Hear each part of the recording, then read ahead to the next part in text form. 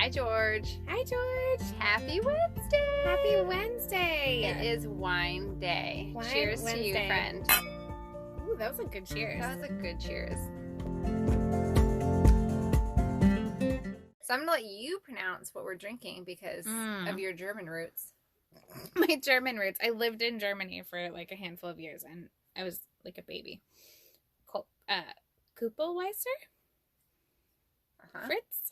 What? Did you just add an extra No, sound? there's a word. Did you just go Fritz to make it sound? It says, I mean, that's the word. It says it's stamped there. Fritz. Oh, it's fancy stamped and Kupelweiser everything. Fritz. It's Pinot Grigio. Yeah. The name looks German, but I see Italy on here. So I don't know if it's like a German wine from Italy. Yeah. But yeah, what do you think of it? It's good. Yeah. It's Pinot Grigio. I think it's pretty schmaverage. Pretty average. I mean, it's not like the best Pinot Grigio I've ever had. I feel like when you bring fancy bottles over to my house, I'm usually like, "Ooh, this is different," and open it, but it's like it's what I'm used to. It's not bad. The one that we had, that gold one, was like I thought it was going to be average, but it ended up being way better. And it was Chardonnay, but it tasted like almost like a Sauvignon Blanc, I think. Yeah. Anyways, I don't know. Well, cheers again. Cheers. Cheers to that. I feel like I was going to say something else about the wine, but anywho. We should check out some reds or maybe like a sangria.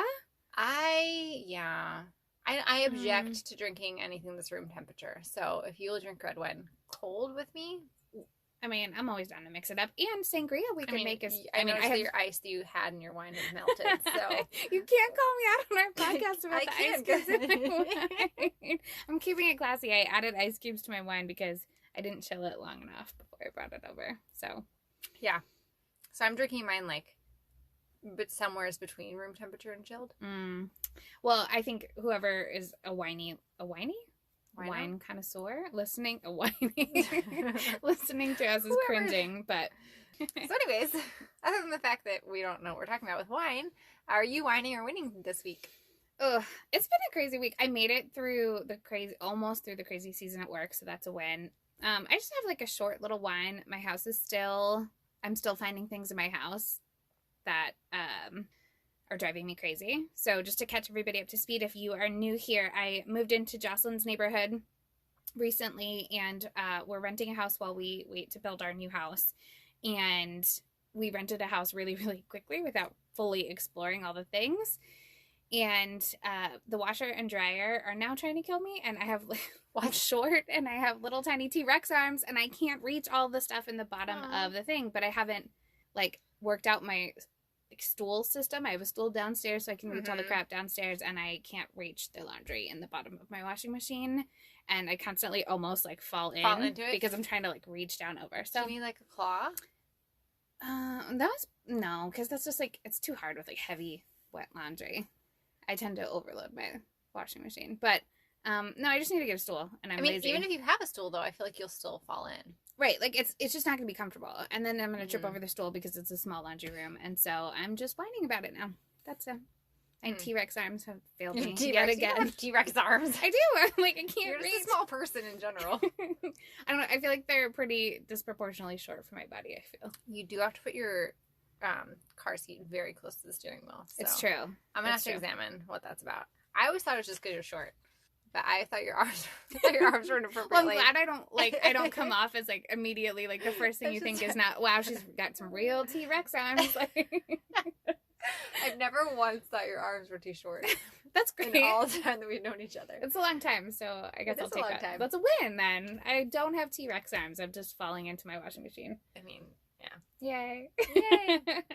How about you? I'm whining about my house also, so this is perfect. So there are multiple light switches in my home that I have no idea what they do. You've lived here a long time to not know. They don't have a function. I don't know what they do because they don't have a function. There's one in particular in my dining room, does not do anything. So we moved into this house in 2015 in the summer. So it's been 5.5 years that we lived in this house. And so periodically I will rediscover this light switch that does nothing, because you get into your little rhythms in your house, you just kind of have your routines and stuff, and you kind of forget, you get a blind eye to the things you're not using the ones that aren't functional, that are that aren't working, But every now and then I'll be like, why is that light switch there? Like, why? What do you do? And we'll like it's like once a year or so that we'll like really like we'll like start flipping it as though like finally after 5 years it's gonna just like magically turn on a light. And I know that some light switches control like a plug or something. Mm-hmm. It does not. Okay. There is nothing because there's nothing on those walls in that room that it could be controlling. And we've tried before because we used to, what is now my kids' playroom, used to have nothing in it. So like that whole area of my home, the dining room and playroom area, had nothing against the walls. So like we checked every outlet. Wow. And so recently I just noticed it again and I'm like, why? Is the breaker, like all Why the is things it in your here? electrical breaker are turned on? Yeah. Yeah, because our bedroom, quirks of of home ownership, yay! In the winter, our bedroom is above the garage and it gets freezing. And I can't turn the heat up because my daughter's room will just boil if you turn the heat up. Right. So there's like a certain level of heat that we can have the upstairs that her room is comfortable, and then we have to have a heater in our room separately to heat things up. But when the heater is on, if you like plug in something else in our bathroom, it trips the power in our house because it doesn't have power. So we go out to the circuit breaker a lot. Seriously. So you're not going to like my answer on this. So they're not tripped. There's something. Oh, go. I think that there's something. I think that if we have decided that if you take the plate off, that there's not going to be any wiring behind it. That like they just made it wrong. That's what I'm going to say. Okay. Because, See, that's our most recent conclusion. Because, okay, you know, Ryan did a million house projects on our last house before we left. Like, we had a house that was built in the 80s. Okay. And it was a custom house that had, like, all these add-ons after the fact. And people cobbled this house together. Like, when we left, we were like, ooh, I feel bad for the next owners. Because it was, yeah. I mean, we disclosed everything legally. But, like, the electrical stuff was so weird. They had a doorbell button that was a garage door opener that came inside the house. Sure. Because everyone needs a garage door opener inside their house. But my point being is that behind the scenes, all the electrical was wicked jacked up. And wicked? Am I from? Yeah. Okay. I don't know where that came from, but it happened. But it's, again, like you guys lived there and you knew all the quirks of it, but then when you go to sell it, you're like, oh. Yeah. Maybe that's not normal, But we sold it like, ooh, I hope they don't notice this. So that's what I'm saying. Yeah. I mean, we disclose the things that are you're required to disclose, but. So our house was built in, I think, 2008 or 2009. So we were only the second owners of the house. So like whatever is back there is probably legit. But I think that the builder, whoever built it, I think they just accidentally made the light switch too big. Maybe. And they just were like, well. Yeah, maybe don't there's feel like nothing patching it. I think there's nothing behind it. Are you going to take it off? We haven't yet. Dun dun dun. I know we haven't yet, but we literally the other day were like, maybe there's nothing behind there. Maybe there's just this. Maybe it's just because when you flick it, it doesn't feel like it's like tripping anything. Oh, like yeah. So there might not be. I'll have you feel it when you after this podcast. Yeah. And see, but it doesn't do anything. Have you seen? So we both watched Friends. Do you remember the episode where Monica was trying to figure out what the light switch did, and she like made a bunch of holes in the wall. Oh, She's trying to figure out where it all went. So that's what I feel like in my house. And then the other day, my son like was stepping on a toy to get up to put the light switches because he's just about to turn 2, so he's not quite tall enough to get them on his own. And I found another light switch that I don't know what it does, and I haven't properly investigated it yet. Does it feel like a switchy switch or no? Yeah. Switchy switch. Switchy switch. Also, I think there's a lot of furniture in that room, so there's probably a plug that it goes to. But there's a whole set of light switches that when you come in from my garage, they can turn on the kitchen lights and like other lights that have switches that we use regularly. Got it. So we just never use that set of light switches. But then when he started flicking them, I was annoying. like, I don't know what that one does either. So perks of homeownership. One in my dining room doesn't do anything. But, like, these are things that I would think about it. and be like, but why? It's, like, one more thing to think about. Why is this not working? Why is this here? Yeah. Well, speaking of Monica from Friends, that brings us to our topic for the day. She's a very high-functioning anxious person. Explain what high-functioning anxious person Monica. means. Monica. But, like, okay, if nobody's ever watched Friends. Then what are you doing here? What are you doing here? But catch up, then come back. Watch 10 seasons and then rejoin us. Yeah. No, so you and I have talked a lot about this, and we've mentioned it on the podcast before, and I thought that it deserved its own episode because I think that if we talk about our experience, and like to preface, we are not like proclaiming to have medical insight on these things, but we just want to go ahead and say our own experience. So to me, I actually finally started labeling it as high functioning anxiety because of you labeling it as such, because it's it's kind of this underlying anxiety drives a lot of our outward behaviors, but if you just kind of look on the surface, I don't think anyone would really name it as anxiety because you look like you have your life together. Right. And you look like you're holding it all together and you're functioning so well. And I think that a lot of us have this anxiety that underlies all of it, and it can become really frustrating because it seems like you've got a handle on things. Yeah, and people can kind of not realize that you need help or that you are struggling because it's kind of we've talked a lot about how we feel like we're people pleasers being reformed, kind of. Recovering people pleasers, as I like to call it. Because it's that external, I'm going to try and act like I have it all together, but underneath it, you have all this anxiety, and it's detrimental to yourself. So I think a lot of what we do is driven by the angst, worrying about, like, from our people-pleasing days, worrying about, will we be good enough? Will we be doing the right thing? Mm-hmm. Are we making waves in the wrong way if we don't have everything together? Yeah.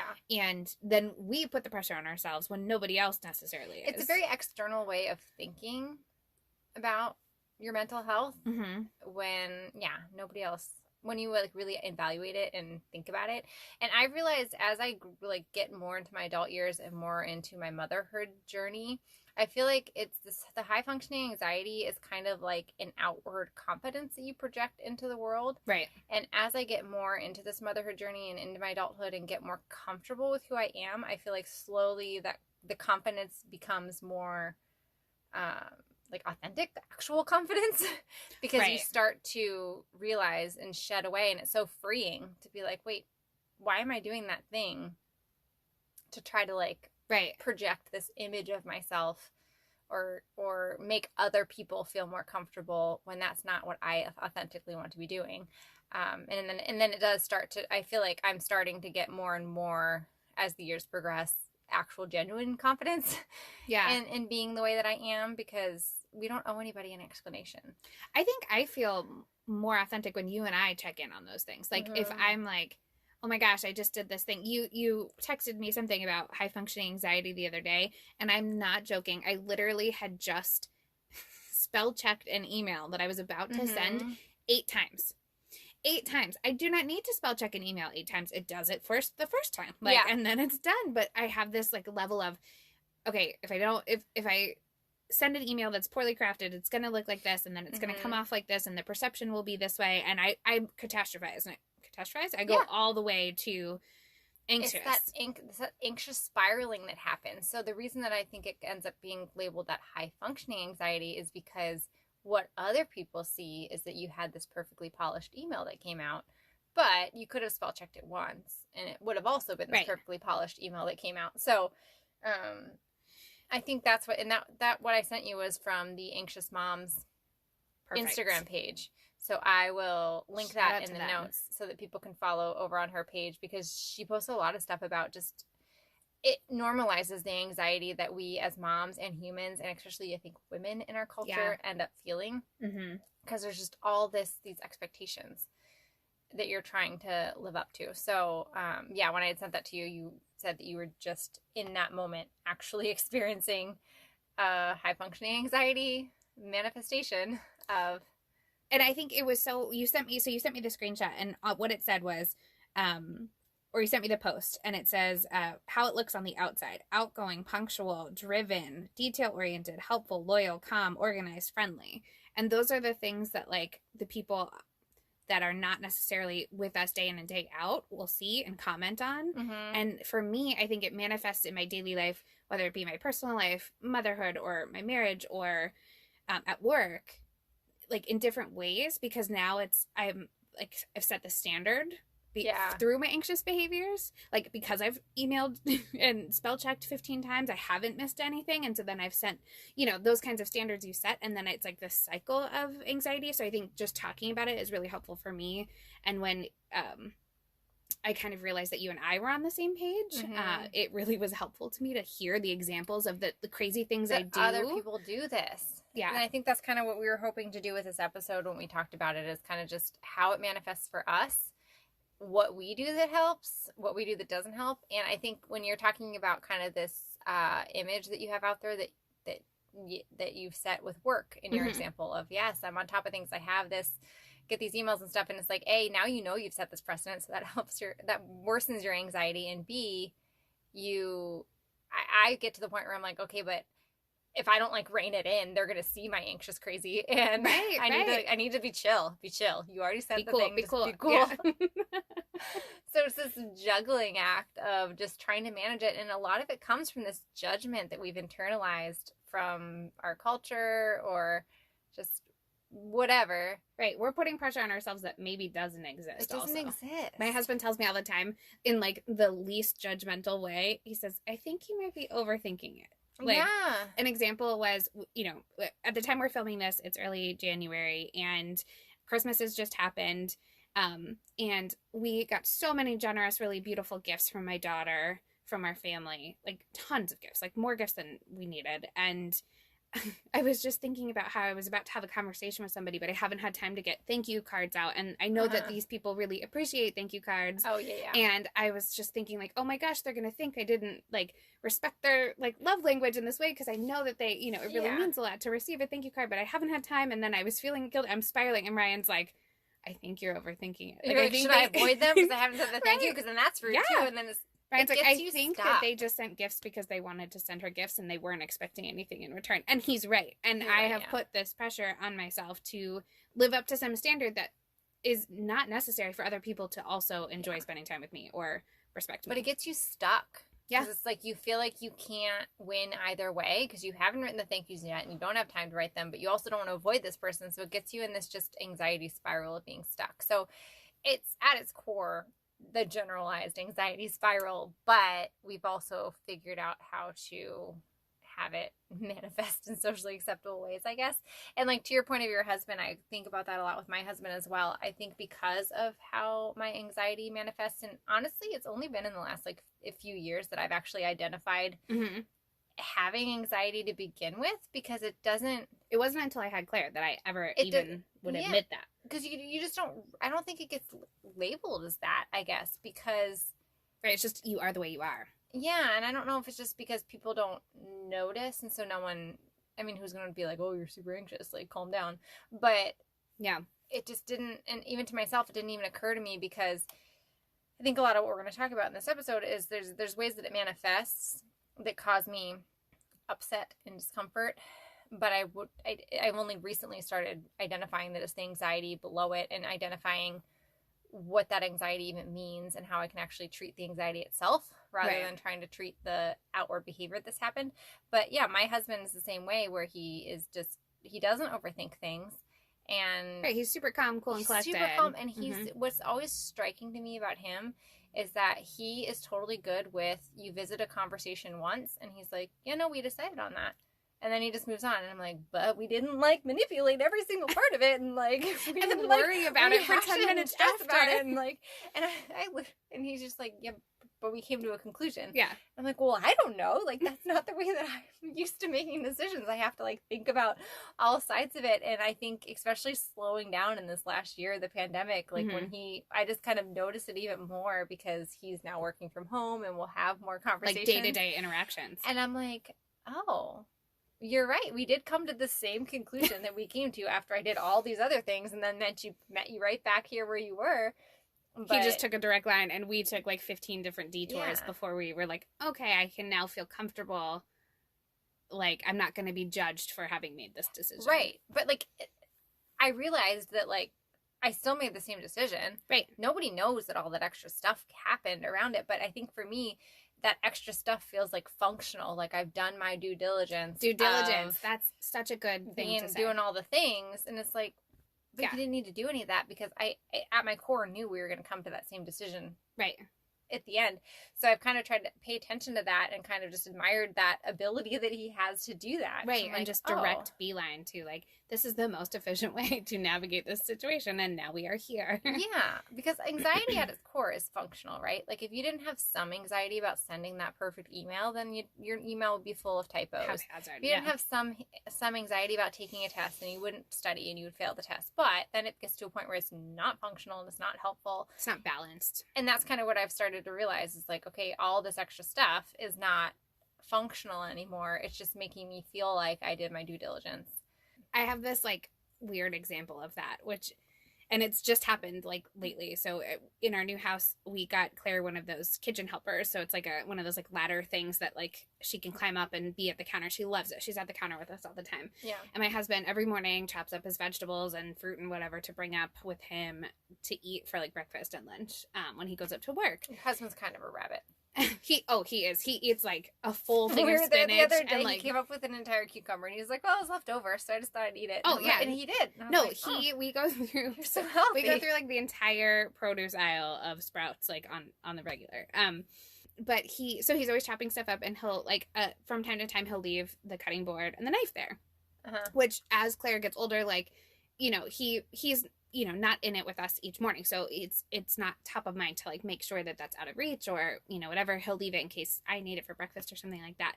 And so I've asked him lately, like, hey, can you make sure you don't leave the knife there so there's not like a mishap where she accidentally can grab it? And he's like, yeah, sure, no problem. Cut to like it happens one more time, like a couple weeks later, and then I'm anxious that I didn't effectively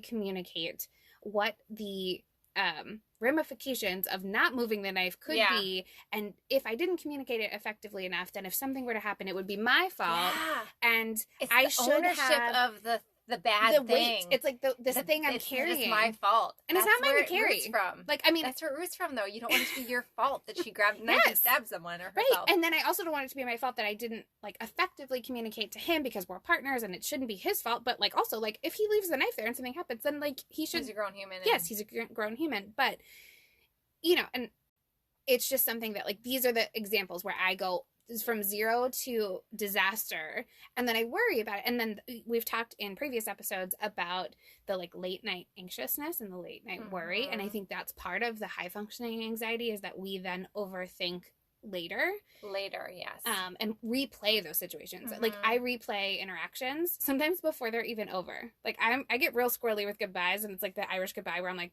out of there because I'm already thinking like, oh, was I weird? Was I awkward? Was it like, did this thing happen? Did I, like, I just go super anxious, and I don't need to do that because the people in my life are not judging me for being me.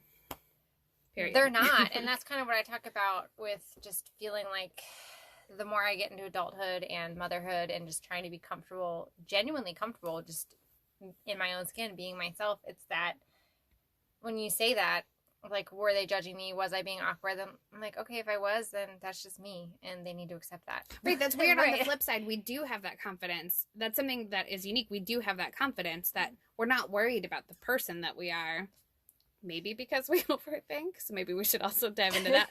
But you're right. It's like this weird, like, juxtaposition of that. I think it's us just being a work in progress. Yeah. Honestly. Yeah.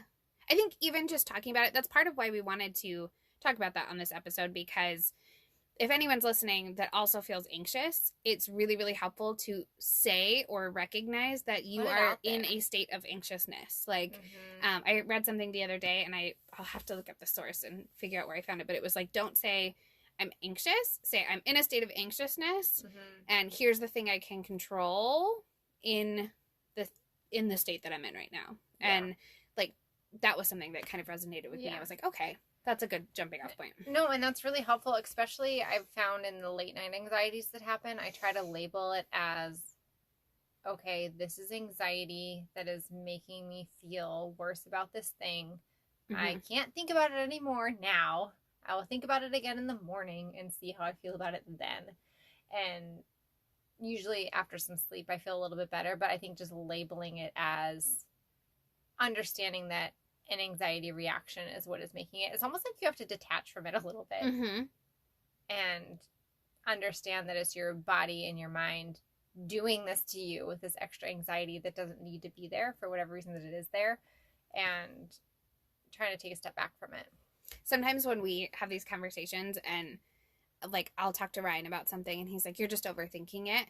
I try to put myself in the shoes of like, okay, if you came to me and said you were feeling anxious and XYZ, how would I treat the situation to delicately respond to you or, somebody I cared about versus myself, because I'm so much harder on myself. All the time. I'll be like, if I said this to Caroline or if Caroline was bringing this to me, I would be like, oh, No, that's fine. You don't need to worry about that thing. Yeah. A, you don't need to worry about it. And B, but be kind to yourself, because even if you are navigating a tough situation that does require you to adjust or pivot or whatever the case may be, you have to give yourself grace, because if you don't, it adds to the insanity. Yeah. So the two things we just said that I think for how we combat the anxiety is A, labeling it for what it is, and B, imagining what you would say to another human whom you love and respect in your life that was having the same concerns that you were having. Yeah.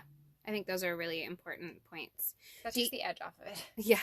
Do you find ever with your anxiousness, do you ever find that sometimes it stems, and maybe this is just my own special brand of anxiousness, or maybe it happens to a lot of people, but do you find that it can be tied to like imposter syndrome a little bit? Or do you ever feel or experience imposter syndrome? Yeah. So when I started grad school, that was a thing that they actually, like, I remember my mentor just super calmly being like, do you feel like you're an imposter? And I was like, you just put your finger on it. What are you doing? Stop. You're shining a light on the thing I'm feeling most vulnerable that's about. what I feel like. And that was the point at which I realized, okay, that's an actual thing that makes our anxiety worse, because she was so calm about it. And she was like, yeah, most grad students feel this way for a while. And then and I remember in that moment being so like jarred of like, I felt the same way in grad school. This is me. This is I'm just upset like to about own this. that and feel like a badass in that moment. You're But also, it's true though, because then it happens again anytime you have anything, whether it's a new job or a new baby, that you're like, wait, what? Like I remember walking into our house the first time with my daughter and just being like, I'm responsible. Do they know that we took her? Because I'm responsible for you for the rest of your life. Because I don't feel like you should be at home with just me. It doesn't seem like a thing that should be happening. I hadn't considered imposter syndrome. I was thinking of it in context of work, because the work that I do, I like the job that I have. Well, and to remind everybody, Jocelyn of the one of us is a stay-at-home mom, and you, Caroline, work. Right. Outside the home. Which I guess I posed the question with your homeschool stuff in mind, because I know that that's like a thing. So I wondered if that ever like came up in that instance, because it's like you're blending roles a little bit, like as teacher and mom. And like, I know for me, I came into my job that I'm working currently with, I had lots of leadership experience, but not the technical experience for this position. And I sold myself in the interview as, you know, hey, I am adaptable and I am all the things that are listed on the high functioning anxiety list. Well, because you will learn it because of your anxiety. If it kills you, you will learn it. And I realized in this past like busy season of ours that I get so anxious when I am experiencing something that I cannot control in that bubble, which means I'm growing and I'm getting better and I'm learning, but I have wicked imposter syndrome, and I just all of a sudden feel like, should I even be in this job? Like, because what's the worst that can happen is I make a mistake and then I fix the mistake.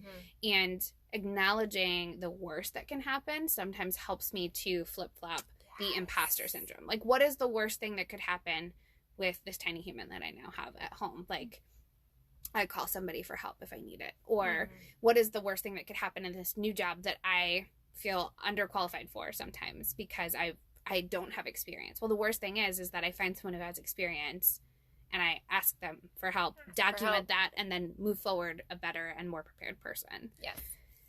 But it's tough in the moment. But it's true, though. So that's our next set of advice that helps us, because I totally get that. It's identifying what is the worst case scenario, because at its core, you're anxious about this thing because you think something terrible is going to happen. So if you identify the worst case scenario, and sometimes I identify the worst case scenario and it makes it worse, but most of the time you identify the worst case scenario and you're like, oh, that's actually not that bad. It will be okay even if that happens. And that kind of, I think, stops the anxiety in its tracks a little bit. Yeah. I think the kind of thought I keep going back to this year, and something I've been really working on to shift my mindset, is that like anxiety makes you feel out of control because you're feeling overwhelmed, but there's never nothing that you can control. So like what I mean by that is like in your situation, you can control the way that you react. You can control how you communicate that you're feeling stressed. You can control, are you treating your body in a way that will help you react to stress and like relieving stress through exercise or something like that. And that has been a really big shift I tried to take into this new year, because my body was physically reacting to stress that I wasn't processing, and it was because I was just so worried about what I would do that I wasn't doing anything at all. It paralyzes you Mm-hmm. when you're so worried about all the different things that you should be getting done, and then you, especially with kids, right? Because you have this like short window, either nap time or after bedtime, when you can get the things done. Yep. And then half the time you're so tired from all the things that you've been doing anyways that you can't get to those things. Yeah. Or you just can't decide which thing you want to tackle, and then you just kind of feel overwhelmed and free time paralysis. Yes. Yeah, I have an idea for an episode, a later episode, that I want to dive into that as part of that. But I do think that that's, you know, it's something that like being strategic in the way you approach your day helps to eliminate some of the high functioning anxiety. Like I tried to brain dump before I go to bed. I've started this for the past like month or so, where I will try and like unload anything I'm feeling anxious about for the next day and make a to-do list, and, you know, make like a plan for how I'm going to tackle that before I go to bed, so I'm not worrying about the next day coming. Right. Writing it down helps. Yeah. Whether that is journaling, just to get your feelings on paper, whether that is making lists, making a schedule, making a plan. I find that kind of gets it out of your mind, and you feel like you at least put it somewhere. Because I think a lot of the anxiety that comes for me is just feeling like you're going to forget something that you needed to do to make the world keep spinning, which is, you know, an overreaction. But it's just feeling like you're gonna miss something. So if you at least get it out of your mind and onto paper, then at least feels like it's concrete. Because I feel like all the things that are spinning around in your mind don't feel that concrete.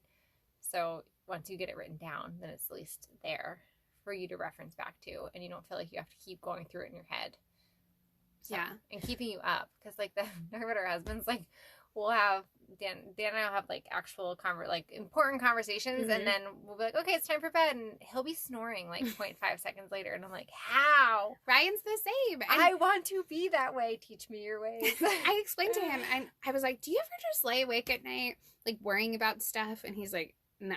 He just, and I was like, wait, let me rephrase. Like, do you ever like worry about like Claire, are like we doing a good enough job? And like I'm trying to take him down the rabbit hole with me.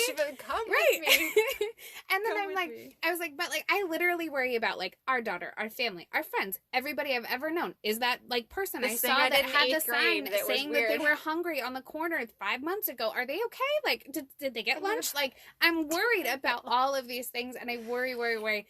And he's like, yeah, no, I think about it, and then I process what I need to do to be a better version of myself, and then I just go to sleep. I'm like, the worrying's not actually functional. Yeah, and you blew my mind a little bit. I'm like still reeling when you said imposter syndrome with motherhood. Like, of course you feel like an imposter because you've never done this. Why had I not like put the two together? Like, because of course you are. Like, there's no right way to do it. And, like, you cannot do everything. So, therefore, of course you're an imposter because you can't get everything done. Well, and it's why we're so uncomfortable with, we've both talked about this. Every time you feel like you have a good routine in with your kids, they change. And something changes, and then you have to get a new routine. And every time you're like, I'm not prepared for this new stage that we're at. Like, I'm not prepared. I can't do it. Yeah. They finally caught me. I can't be a parent. And then you figure it out, and then you get into a new routine, and then they change, and they do it again. Yeah. So it's like every time you get a level of comfort, it's just like it's like a roller coaster. It's like choose your own adventure that you didn't choose, but you get to go along for the ride. It's really fun having your heart outside of you, outside of your body, not being able to control things. Well, something related to that really I'm like vowing for this year is that. And I'm still reeling from the imposter syndrome with motherhood, because I decided that there's so many things that, no, it's great. Okay. This is like I feel like it's like a therapy session, because there's so many things I feel in my head. Again, going back to previous episodes where I've mentioned, I feel a lot of pressure of measuring up to Pinterest moms or, you know, like the curated version of people that you see on the internet, and motherhood. Because a lot of people are doing it for the gram, and people pushed aside the mess to take this beautiful picture, but you don't see that. And that's okay, right? Like, it's okay if that's how they want to present themselves, do you? But I'm in control of the pressure that I feel related to that. And, like this past year, I decided that with everything going on, my daughter's home full time. She's 2 years old. I work full time. It was our crazy busy season, and we took photos to make Christmas cards, and I was like, you know what? Fuck it. I do not have time to make Christmas cards and like sit down, and I'm not going to spend the hour it takes and then the 2 hours it takes to like handwrite the envelopes and address them and stamp them. This is just the thing I have to cut, like, to be sane. Right. And I had to tell myself, like, I'm not an imposter mom because I didn't also get the Christmas card out. Period. I have these beautiful photos, and that's really what I wanted. I wanted the photos for us, and now I have them, and they're beautiful. Shout out to Bailey Wilson Photography. But your pictures are fantastic. They're amazing. She's wonderful. Best photographer ever. But she did those photos in 15 minutes. I know. 15 minutes. Done. That's another thing. It was I made the choice to get a mini session for photos because I was like, I'm not going to have a toddler meltdown. And if I do, it's only 15 minutes and then we're done. And then it's over with. Anyways, it really taking the accountability on yourself, because it's really easy to get in an anxious spiral where you're like, I can't do anything. I have all these things. And we do. It's okay to recognize you have a lot of things on your plate, but the only person that can say no to some of those things is you. So what are you putting pressure on yourself to keep on your plate? So for me in 2021, I'm really trying to focus on, like, nobody's telling me I have to have a Christmas card. So I need to just cut that if I don't care about that.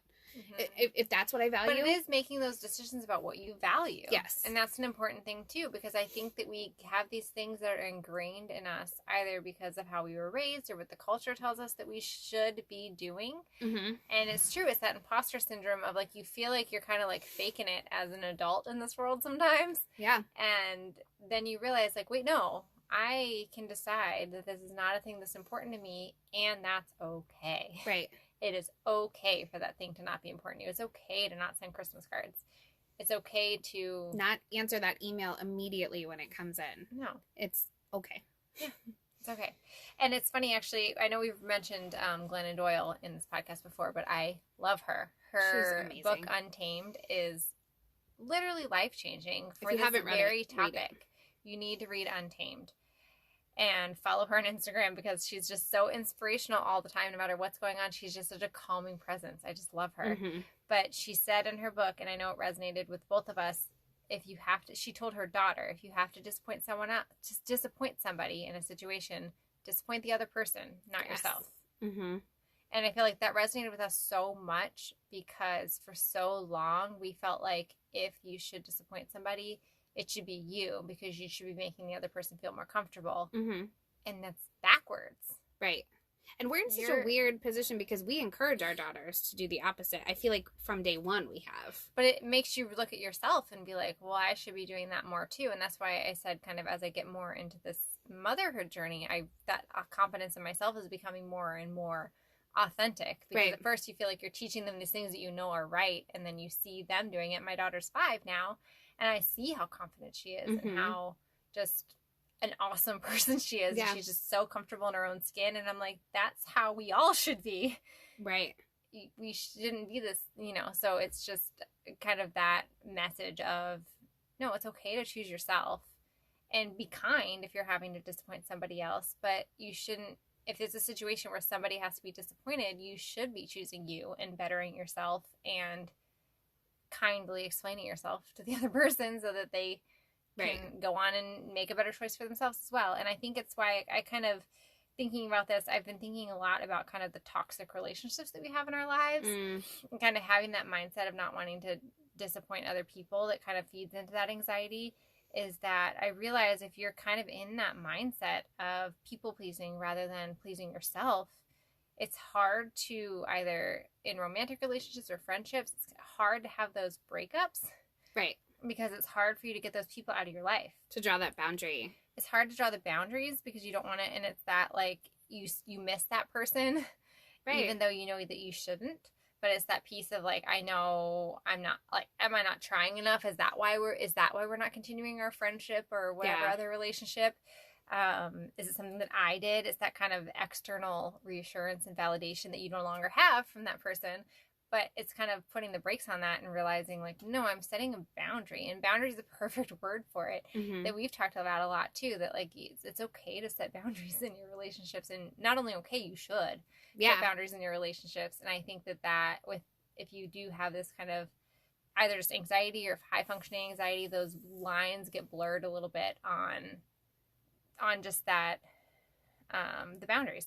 And just not being able to let things go and not being able to make a decision that says, like, no, I have a choice of who I have in my life. And if this person is not benefiting, even if in the past they benefited you, it could have just been a phase of life, a season that they were meant to be there. That they were meant to be there for, and it's okay to let those things go. But as high-functioning anxious people, we don't let things go very well. No. So it kind of keeps some of that toxicity in our lives. Or even if it's, you know, family relationships that you want to have in your life, you can still set boundaries. And it's okay to say, like, here's my comfort level and here's my boundary.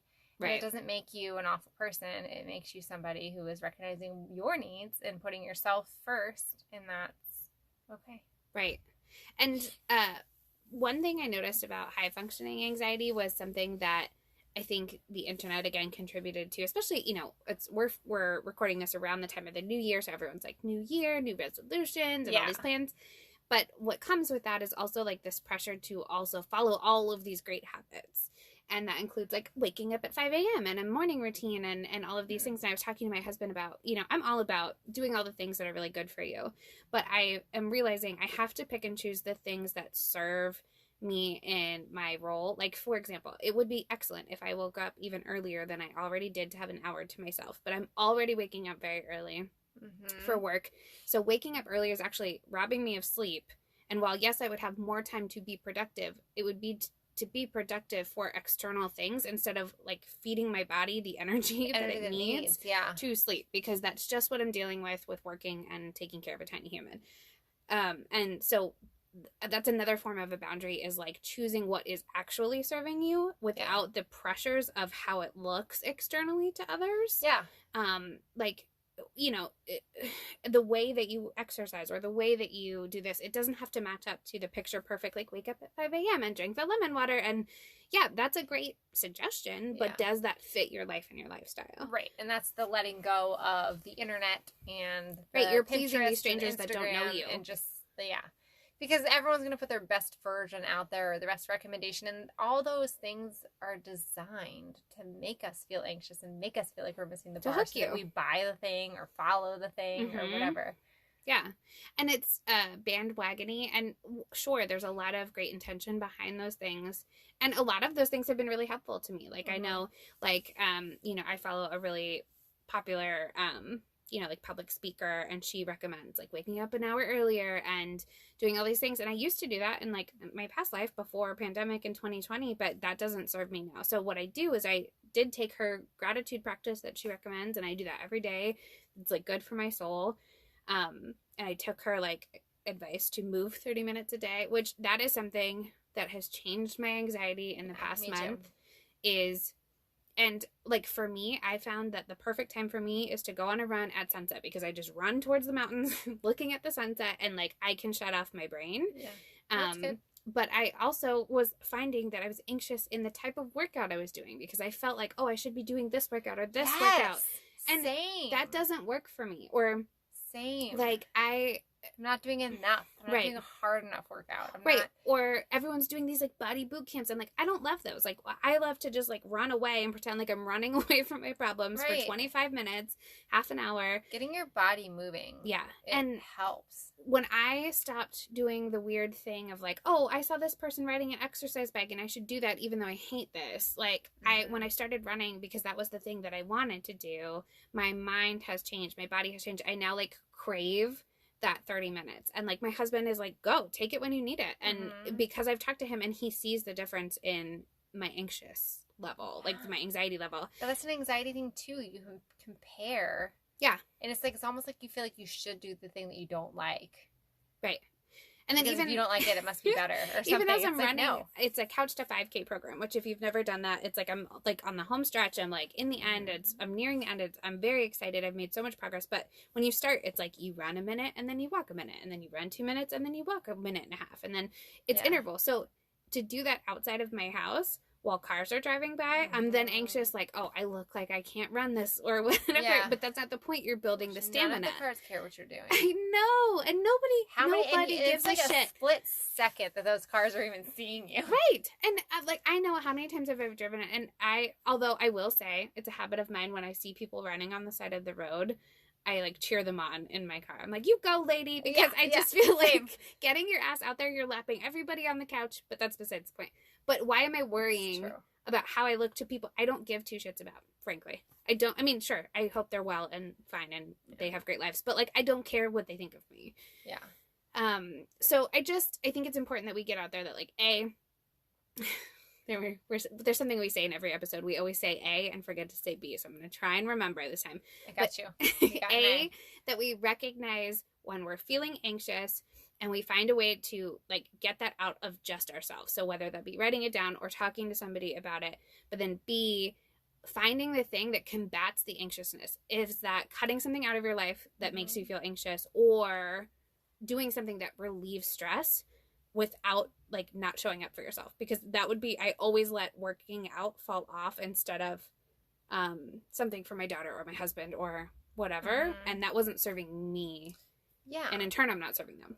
Well, yeah, and I think like in this pandemic time, we've both started exercising regularly for just 30 minutes, whether that's a run or power walk through the neighborhood, whether it's a exercise video at home. And it's true, it's so easy to explain away, like, I don't have the 30 minutes for that, when it's 30 minutes. It's not that much, and it makes such a huge difference in our well-being. And I think that's kind of what we've started to understand about ourselves as well, is that you're cutting off that thing that was good for you, and it makes you more productive in all the other things that you're doing because you took that time. And there's a difference between like high functioning anxiety that is just like surface level and you're sort of just feeling uncomfortable, and anxiety that is like crippling you in what you're doing. And I think that's an important distinction as well, because as high functioning anxious people, it's really easy to not be able to see the difference between those two. Yeah. Like this past summer, so we live in Arizona and it was 18 degrees.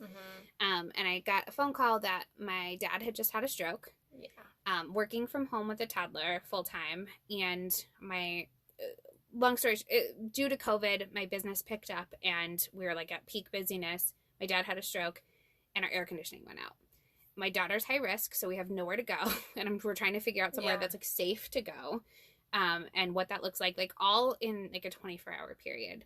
And I hit like a wall of anxious, like crippling anxiety. Like I was frozen and I couldn't, I was like teetering on depression because I was like, what do I do with this feeling? Yeah. And so when those things happen and you're truly in a state of, it's not just a matter of you taking control of what you can control and you need to talk to somebody. Like, I really encourage people to seek therapy and seek help. Yes. Because I did it just for like a few sessions just to open my mind a little bit. And something I did want to mention is that if you or your spouse or somebody in your family is employed, a lot of times companies provide an employee assistance program that will give free counseling for up to so many sessions. So it's worth checking out. I know there's a lot going around on the internet about mental health right now, and so a lot of times you can find promo codes for things like Talkspace and different kinds of therapy. But I just wanted to also eliminate the stigma for even if you're just a little anxious and you want to work through that shit, like talk to somebody. Therapy is so helpful.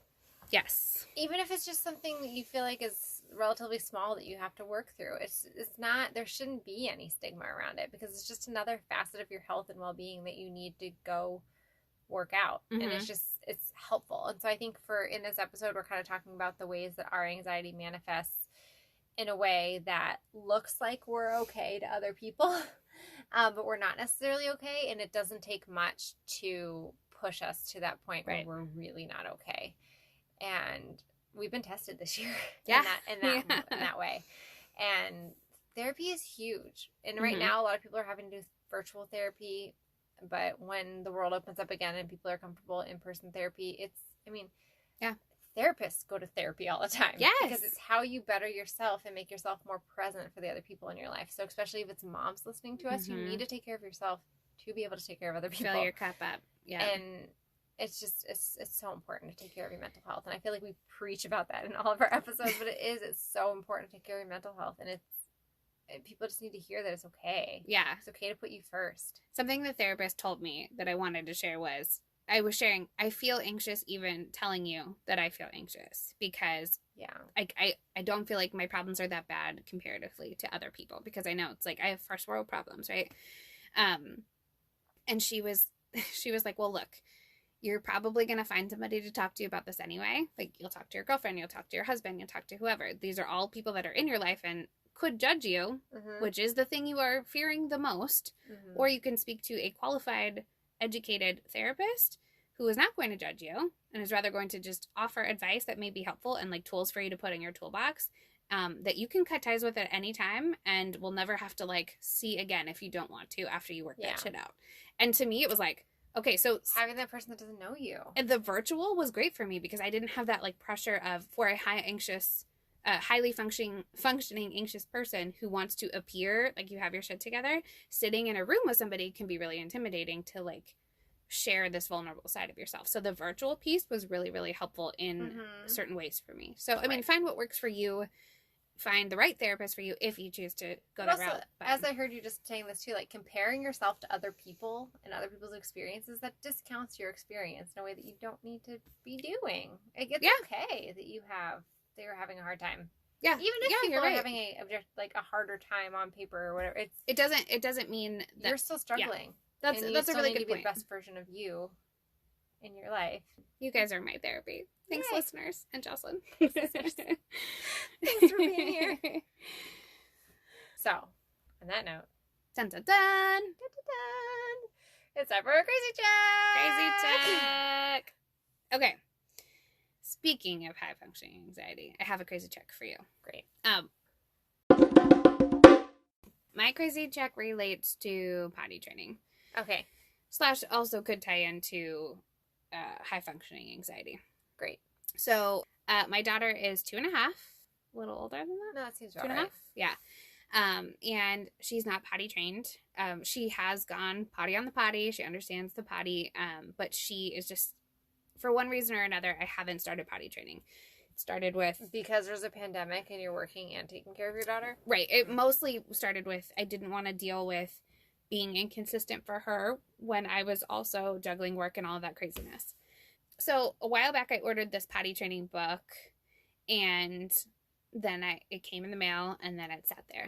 And my husband and I talked about it, like, oh, we're going to order this book. We're going to do this thing. And then it sat there. And then I immediately started to, like, resent the fact that that the book was sitting there. And I was, like, resenting the fact that, like, I was going to be the person who had to read the book. And then I started, like, resenting... Anyways, and then I was like, why doesn't my husband pick up the book and read it? And do you want to know why? And as a result of our conversation, I know it's because I didn't freaking ask him to. I didn't say, hey, I'd really appreciate if you read this book, because he would. Yeah. Anyways, so long story short, I find myself now I'm feeling a little bit of pressure that I should start potty training because my work is going to be winding down. It's going to be a little bit more slow. She's not quite 3 yet. I have read, like, conflicting things, like, most people that I found on the internet were saying, oh, I found really great success in waiting to almost 3, because then it just was like a 2-day weekend kind of quick potty train. And then we moved on. No harm, no foul. Other people start at like 18 months and they're like, we're way behind the curve. No. Okay. So I'll listen to your whole crazy check, but no. But no. So yeah, my question is, do I need to read all of the books, or am I crazy, or in my mind, I feel like, yes, I have this book that will give me tips, but I feel like there's a pretty intuitive thing of like, hey, we're going to start this process, talk to her about this process, tell her what it looks like, and then just do that. Do I need to read the potty training books? So, yeah, I think this is a anxiety-driven thing. For you, yes, which we didn't really talk about this yet in our episode, for you, your anxiety manifests in you doing all the research in the world. All the research. On everything. To the point where it's kind of like detrimental to you at times. Because you'll text me like, hey, I didn't think of this thing. And I'm like, what? What? No. Yeah. Don't go there. I didn't have that to stop. Like, I'll just tell you, like, just stop Googling things. Don't read about this thing. It's only going to make it worse. And to an extent, like, being armed with knowledge helps us in the world, right? Yeah. Because then you're more prepared. But I never read any potty training books, if that helps. Yes, that does help. and mentally ready to do it. I'm so worried about her feeling shame. Like, I don't want her to feel shame around something that's like a bodily function, and I'm personally afraid that, like, if she starts to pee and it's on the carpet, I'm gonna be like, no, don't do that, like, out of reaction. And I think I'm prolonging. So don't do that. Right, exactly. Don't do that. Right. And I know logically, and so I'm trying to prepare myself mentally. So if she does that, though, I think you're going to very quickly realize that that's not going to be your gut reaction. Yeah, I think you're right, because you don't want the mess on the floor in, like, the more detached, like, version of this. But that's not the priority. Both of my kids have done that. Like, so Aria while she's potty training, Gavin just if we haven't had a diaper yet, and it's like a natural thing that they immediately start to feel weird about it. Yeah, like because Gavin they know recently it's not. did, and he was like, "Oh no!" We're like, "It's okay. It's not a big deal. It's okay." And her, when I'll probably go right into her potty training, she was also very uncomfortable with it. So it's something that they're used to the diaper being there and catching it. So at least in my experience, you kind of jump into kind of discomfort and let them know it's okay. But as far as the books, I do remember Googling just to kind of see, but that's because I was putting so much pressure on myself. So when you talk about potty training, I feel like I'm on like the flip side of like, no, just follow her lead, because there is all kinds, and people will, I'm sure, jump on here and tell us that I am wrong on this and that you should follow the books and stuff. But I think for our particular brand of anxiety and need for control in life, potty training is a nightmare. Because I am here to tell you that you cannot control another person's bodily functions. Like, if they don't want to do it, they're not going to do it. Right. And putting pressure on them is not helping the situation. Because when I started my research, it made me feel more anxious, because it was like, okay, only start potty training. You know, it's conflicting information, first of all, because there's some schools of thought where it's like, anytime, just start. Some schools of thoughts are like, oh, if she's dry for this period of time, and I can't get a real clock on, was it consistently this time or not? Because by the time it is, it's bedtime and at nighttime, and then nighttime potty training is different than daytime potty training. So my daughter is very much daytime potty training, nighttime potty training, and poop potty training. Three different experiences, and it's a road. It's a long road, and I think that I caused myself a lot of extra grief with it than I needed to. That she didn't know I was going through, but I would just, every time she'd have a wet diaper, once I said, like, we are potty training, which is, I feel like, how you're saying crazy check you're trying to do would be like, tomorrow I am potty training, and then every time she would have a wet diaper, I would like to avoid like the plague, but when every time she had a wet diaper, I would be like, oh my gosh, I failed as a mother. I didn't make it in time. I didn't see her cues. I didn't take her to the potty. I didn't this, and it made me so unhappy. Right. I could see that. Where I do remember a point at which I just stepped back and was like, this is crazy. Stop. Like, right. Why are you causing yourself so much anxiety? It's not, again, that thing we're talking about. It's not changing when she's being on the potty, because objectively I was doing everything I could to help her. Okay. And I think that's kind of where potty training, to me, in everything so far, my parenting journey, is this thing that you have to just accept where they are at and kind of follow their lead. And that's not our strong suit.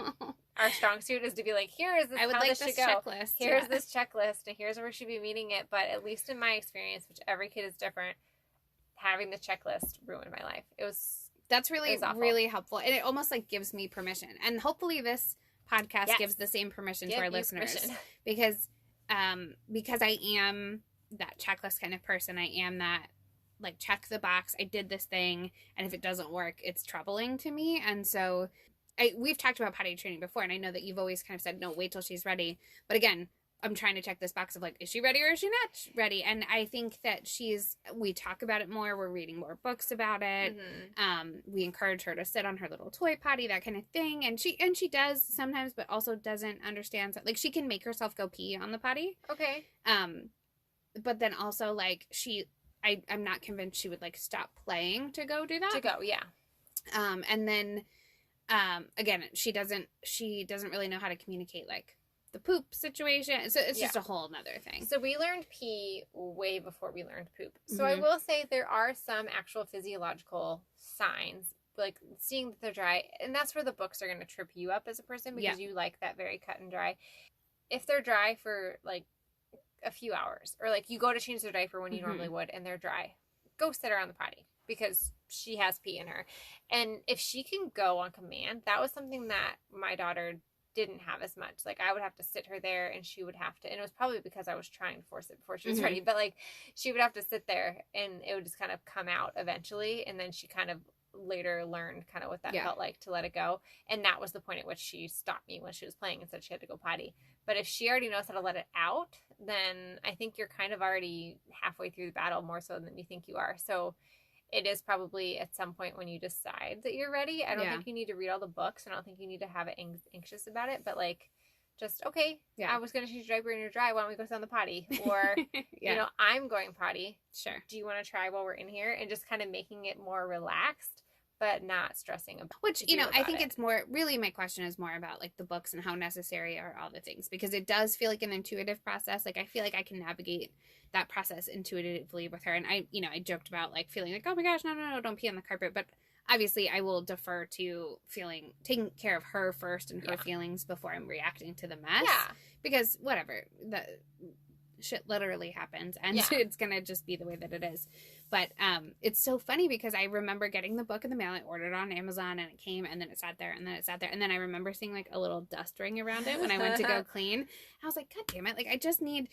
I have to read this book. And then I was like, why doesn't Brian read this book? And then I went through this whole spiral, but that's the anxiousness in me. And so I think that a lot of the books, the problem with the books too, though, is that they're going to have some very specific prescribed method. And I feel like you're going to fall into the same trap I did of like, this is how we're supposed to be doing it. And we should be doing it. And you should be and you're going to ruin your own life about it. Whereas I think what I would recommend you do, just because you are the same brand of crazy as I am, is just kind of, as we talk about all the time, be curious, be open, try what works, and when you run into problems, either reference your book or the internet or me or whatever for like the particular problem that you're having. I fear potty training. Like, I fear entering potty training more than I feared like the lack of sleep. And that's huge. Fear entering potty training with my second more than I've ever feared anything. I don't want to deal with it. So that's more what it is, because I love my kids so much and I adore her so much, and diapers are manageable. And it's like, you know, it's not, I mean, yeah, sure, they're not delightful, but it's not the worst thing. It takes minimal amount of time, and but I obviously will not leave my child in diapers for years to come. She won't be. At some point, she'll, at the very least, she'll just be like, Mom, no, I'm ready. I'm 15, okay, Mom? I don't want these diapers anymore. None of my junior high friends are wearing diapers, okay? All right, we'll get advice, friend. Yeah. Good talk. I try. Well, if you need advice, please find us on the Whining Moms Podcast Instagram page. Send us your crazy checks. Send us your thoughts. If you liked our podcast, please give us a 5-star review. Yeah, awesome. Check us out on thewhiningmomspodcast.com as well. And we'll see you Wednesday. See you next Wednesday.